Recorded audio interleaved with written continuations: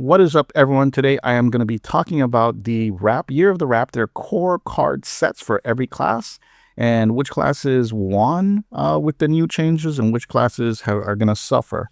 Now, let me preface this by saying the game will change a lot when this core set comes out. Obviously, we'll be in a 4-set meta.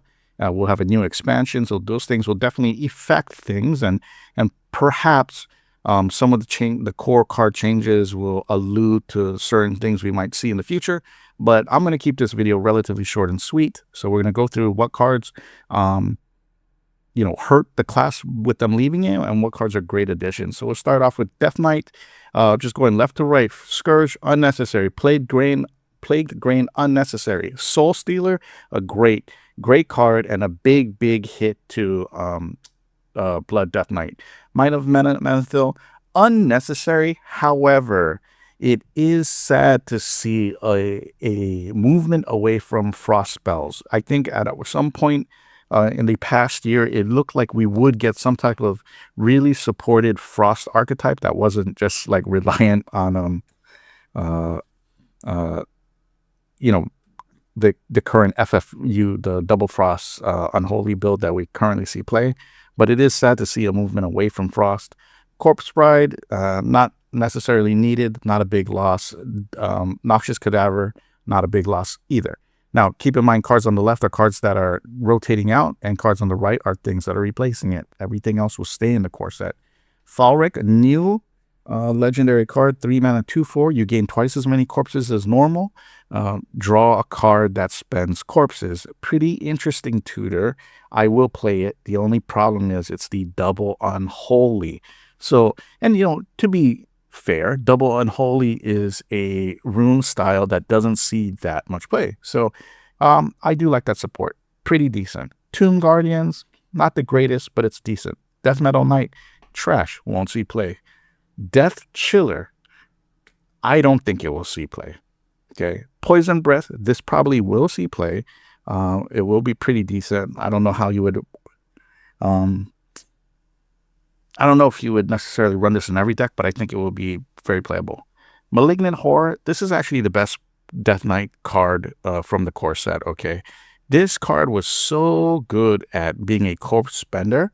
When it was in rotation, this card is very strong, very underrated card actually. So this looks good for Death Knight, but the problem is, with rotation, you're losing things like Climactic Necrotic Explosion and whatnot. So I would say Death Knight didn't really get any identity from these cards, but I am interested to see if there is double unholy support. All right, moving on to Demon Hunter. Remember, if we look at Demon Hunter right now, we have Pirate Demon Hunter and, a few sets ago. And since then, Demon Hunter has just been quiet and non-existent in the meta. So it kind of is in a poor space and it needs a lot of support. So you see here cards that we're losing. We're losing Metamorphosis. This is direct damage. We're losing Burst. Like, we're losing Leroy. We're losing a lot of the direct damage from hand. And Metamorphosis is no exception. So it's going. That's a big loss for Demon Hunter. Expendable Performers, I think the card is really cool, but no one ever played it. We're losing that. Coordinate Strike, same thing. We're losing cards that no one was ever playing in the sets anyway, so I think it's fine. And instead, we are getting Zai the Incredible. Copy the left and rightmost cards in your hand. I don't know. I think it might be pretty interesting, especially if there's like more support for Outcast. I think there might be something playable here, but I don't know. This it's not that strong, and Death Knight really needs better cards. Priestess of Fury, on the other hand, this was a good card before. I don't know if power creep has just kind of pushed this out of being relevant, but it might be okay. Tusk Piercer, Death Rattle draw, Death Rattle minion. I do think this will be good since you can make this a particular Death Rattle tutor. So we'll see what kind of Death Rattle minions we can support with Tusk Piercer. And Fell Rattler, Rush, Death Rattle, deal 1 damage to all enemies, which I find underwhelming. Demon Hunter, once again, suffering from the core set. So hopefully the expansions have something planned for the class, because there's really no identity here. And this is just kind of bad. So I would say this is one of the biggest losers of the core set for Year of the Raptor. Druid loses Cenarius, loses Ancient of Lore, loses Druid of Claw, and loses Lesser Jasper Spellstone. All of these cards at one point in time were very relevant and playable, but they have since been power crept. So moving them out of the core set, it's kind of like a nostalgic, sentimental loss, but, you know, hopefully what they've added is more playable. Flipper Friends, potentially playable. Best in Shell, I don't think it'll be playable at all. Vibrant Squirrel, maybe, but most likely not. And then Fandral, which is even the stronger Fandral. I think this will see play, especially with what we've been seeing in the Emerald Dream. So the Druid changes are better. These are better. Like the cards on the left, they don't see play. Cards on the right, at least 2, maybe 3 of them are potential to see play. So I don't see this as a bad change at all. Hunter loses Dragonbane, Savannah Highmane, Lesser Emerald Spellstone, and Kill Command. These are all cards that rarely saw play, if at all. So losing them is not that big of a deal. We did gain Terror Stalker at this new mana cost of 2, 3. I think this is very, very big. Mountain Bear, I think this is also very, very big. Wound Prey, not that strong. And Varanus, it did see fringe play whenever it was playable. I do think Hunter is in a pretty good spot. I think Terrascale Stalker at 2 is pretty crazy. Think about things like Egg Synergy and Mountain Bear. You know, if big Hunter is a thing, especially with the egg, then you probably would likely play this card as well. So I do like Hunter. I think Hunter has gotten a bunch of good cards here. Not too bad. Moving on to Mage. Mage loses Luna, Babbling Book, Arcanologist, and Shooting Star. All cards that saw almost no play. So not a big loss. But on what it gains is Antonidas, Babbling Bookcase, Violet Spellwing, and Oasis Ally. Antonidas, I mean, this card is just power crept too much, okay? But I guess it is a core card. It is like, you know, one of the iconic cards for the set, for the original Hearthstone core set. So, you know, I guess you throw it back in, but don't really see this being playable, and seems to be a little bit too slow, but maybe, I don't know. Babbling Bookcase, this is a new card, 3 mana, 2/4, add 2 random mage spells to your hand. Are we going back to some type of Reno Mage? I don't know. Or I'm sorry, Casino Mage. Don't know. I don't find this to be very strong at all. Violet Spellwing, I also don't find that to be very strong. And Oasis Ally. I actually think Oasis Ally is okay and gives a little more board strategy and play. But I don't think Mage gains much, and Mage is in dire need of supportive cards, and these aren't it. So I don't think there's really any effect to the core set of Mage that is positive. So I would say Mage is also one of the big losers of the set, right above Demon Hunter, with Demon Hunter being in the worst position. Paladin loses Liadrin, Hammer of the Naru, Warhost Trainer, and Stand Against Darkness, which all outside of Liadrin see little to no play, so it's no big deal to lose. But it does gain Anachronos, Underlight Angling Rod, Red Scale Dragon Tamer, and Immortalizing Stone. Anachronos, this is a good card, bro. Like, this card is playable. This is good. I do think that this is a relatively strong gain for Paladin. And I do like Red Skull Dragon Tamer. That said, I would still put this on the tail end of benefits. This isn't like one of the best ones, but it's certainly not one of the worst ones. Anachronos is a great card. Just even to just get this makes the core set trade valuable for Paladin. So this is not too bad. And we'll see what type of Murloc support there is besides this combo right here of Underlight Angling Rod and Red Skull Dragon Tamer. So here we go, Priest. And Priest has a bunch of changes. We lose Katrina, we lose Mana Geode, Crimson Clergy, Lesser Diamond Spellstone, and Shadow Pain. Shadow Pain is a strong card. And it would have been so great to have that playable in this current rotation, but obviously that would be too strong, especially with the recent Emerald Dream reveals, which, you know, don't worry, I'll be doing a full reveal or full evaluation on cards that were in the upcoming set. But so Shadow Pain, we're losing that. That's kind of a hit. Katrina, not a big deal. These other cards, not a big deal. Even Crimson Clergy. Like Crimson Clergy, like although it can get crazy, it didn't have the kind of support currently to make this very worthwhile. We do get Natalie Celine, Light Shower, Elemental, Greater Healing Potion, Spirit Guide, and Power Word Shield. And let me just tell you, like, Priest is the winner. Priest is the flat out winner of this set, okay?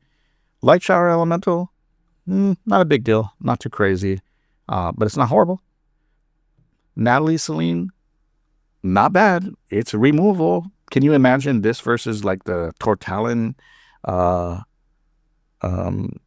drop from Warrior? Like, getting this and becoming a 730. I think that would be pretty crazy. Unless I'm reading that card wrong, but I think that's pretty strong.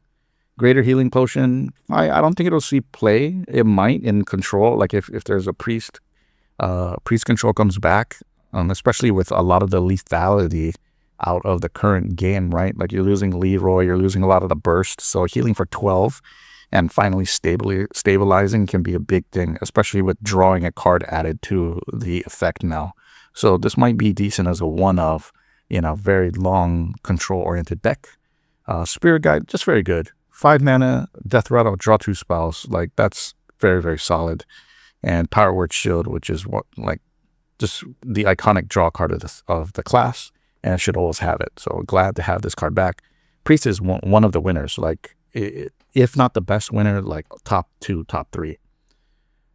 And then we have Rogue. Rogue loses Flick, Foul Strider, Spectral Cutlass, Elven Minstrel, and Sap. And, these cards see play. Elven Minstrel sees play. Spectral Cutlass sees play in not a good deck. Flick eventually, or sometimes sees play. Sap, it doesn't see play anymore just because it's outclassed by better removal for the class. And Foul Strider is just kind of too slow for what Rogue wants to do nowadays. So seeing these cards rotate out, with the exception of Spectral Cutlass, is not that big of a loss. We'll see what type of Thief Rogue support the class gets, because Spectral Cutlass was kind of like the win condition for it, right? But we get Shaku, which gives you a random card. I don't think Shaku's good anymore. I think the meta is the game has Power Creepers evolved too much that Shaku's just not that good. Woggle Pick, return a random friendly minion to your hand. It costs 2 less. I think this is pretty good. 8 damage on a stick with the boomerang effect. I think it's a good card. It's going to see play. Huckster, maybe not. I don't know if it'll see play, even though it's got this better stat line than it did previously. I don't know. With Defias Ringleader, this will definitely see play. I think this is a return to strength, 3/2. And then Foxy Fraud, your next combo card this turn costs 2 less, which will obviously also see play, right? Because you can coin out Fraud into Defias Ringleader, and then you have a board of 3/2, 3/2, 2/1, which is not an easy thing for a lot of decks to deal with. So I do think this is a good addition to the core set, especially for a more aggressive type of play, which we don't really commonly see from Rogue right now. I mean, we see Weapon Rogue, but that's a different type of aggression, right? That's like a turn 3, turn 4 type of direct damage source versus like flooding the board. So I do think Rogue is one of the best winners. I will put him at top 3 as well, maybe 2, maybe 3. Then we move on to Shaman. Shaman loses Calamos, Overdraft, Thing from Below, Muck Pulls, Ancestral Knowledge, Spirit Claws, and Air Elemental. Outside of Muck Pull, none of these cards really are relevant in the standard meta. So not much loss there. I guess maybe the spell Shaman loses a bit, but not. These are welcome changes. There's not a big loss here. And let's not have this cliff dive into muck posting anymore. Let's get rid of that. Let's get rid of that synergy. So I do like that change there. Additions, we get Earth Elemental, Jinyu Water Speaker, Blazing Invocation, Voltaic Burst, Marsh Spawn, Wailing Vapor, and then Kragwa. This is very, very weird to me. So, you see like these Elemental and Overload support, but I don't think an Elemental deck is going to be playable. And since you're getting rid of like the best Overload draw card, and you're getting rid of Overdraft, it makes me wonder what the plan is for Overload. So I guess we'll see in the future. Maybe they do have something lined up, but I really don't know. Cragwall is an interesting card to keep in there, but I think that does keep the idea of a spell-based shaman very playable. So I think that is okay. I would say this is middle of the road type of changes. I don't think shaman needed too many powerful cards from the core set, but it just feels like there's, as with like Demon Hunter, there just seems to be no identity with what the class wants to do in terms of its core set. Warlock loses Rafam, loses Twisting Nether, loses the Spellstone, loses Defile, and loses the Voidwalker and the Bloodbound Imp. I think those are interesting changes, really. Defile, even though it rarely sees play, and this Twisting Nether rarely sees play, I believe those are big cards to lose. Being able to remove a location is a pretty big thing, but I guess we want to see locations be more impactful. So I do think that those are pretty difficult cards to lose for the class, even though they rarely see play now. But by removing them, I guess you allow some other archetypes and styles to exist. So, I can see why Blizzard would do that.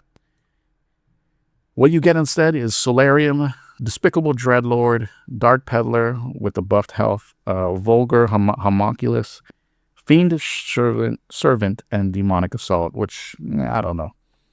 It's interesting, but I'm not going to see that being very playable. Solarium, who knows? Who knows?